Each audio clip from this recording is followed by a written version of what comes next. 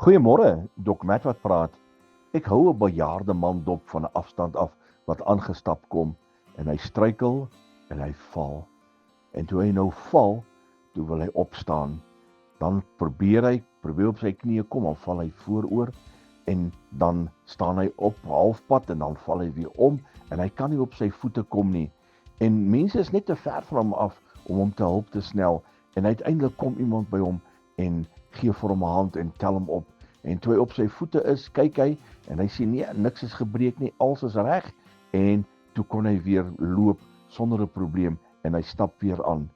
En dit gebeur baie keer so in ons lewens dat ons struikel en ons val en dan lê ons plat op ons maag en dan wil ons nie net opstaan, ons kan nie opstaan nie want ons het nie die krag om op te staan nie.